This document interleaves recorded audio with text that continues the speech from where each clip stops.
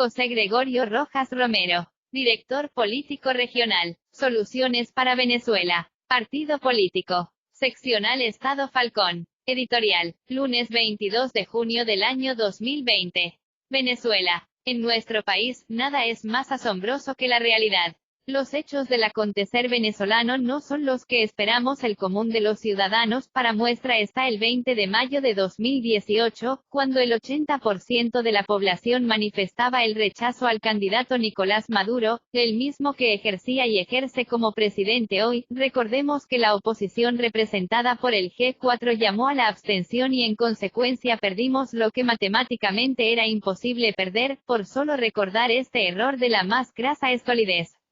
Cuando entran en conflicto la ley y la justicia, se debe aplicar la justicia.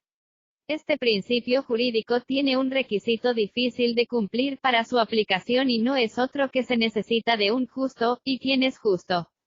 Pero en el caso de los partidos Acción Democrática y Primero Justicia, los que el Tribunal Supremo de Justicia decidió entregarles las siglas o derechos y representación de los mismos en manos de grupos de sus militantes que están a favor del voto, de todas formas que iban a hacer Henry Ramos Alap y Julio Borges con ellos, después de manifestar que no participarían en estas elecciones de la Asamblea Nacional para 2020, mejor en manos de quienes lo necesitan como instrumentos de movilización de candidatos y votantes.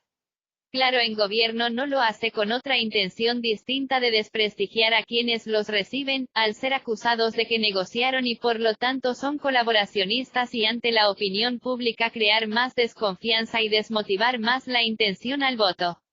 Siendo así el gobierno el único que se beneficia, como consecuencia de la abstención. Pero a veces hay que aguantar la pela. Hemos visto los eventos en que se desecharon oportunidades para que la Asamblea Nacional nombrara un nuevo Consejo Nacional Electoral. Bueno, no se pusieron de acuerdo ni para elegir correctamente un presidente para sí mismos, y el Tribunal Supremo de Justicia lo nombró y de 5 rectores tenemos una correlación de 3 oficialistas a 2 opositores y uno de estos 2 es el vicepresidente y el otro miembro de la sala situacional donde se cuentan los votos, lo mejor ya que antes fue de 5-0 y luego de 5-1, todo esto gracias a que la mesa de diálogo nacional rindió frutos. Ahora aparece el diputado Juan Guaidó, declarando que no participarán en elecciones para la nueva Asamblea Nacional este 2020, sino que la inservible Asamblea que presume presidir, continuará vigente al igual que su inexistente presidencia interina, declaración deplorable e irracional desde todo punto de vista, máxime cuando su liderazgo está en caída libre igual que su honestidad y credibilidad, debido a varios hechos de corrupción de los que no puede ocultar su responsabilidad en el manejo de los recursos en dólares de las empresas venezolanas en el exterior Citgo y Manómeros.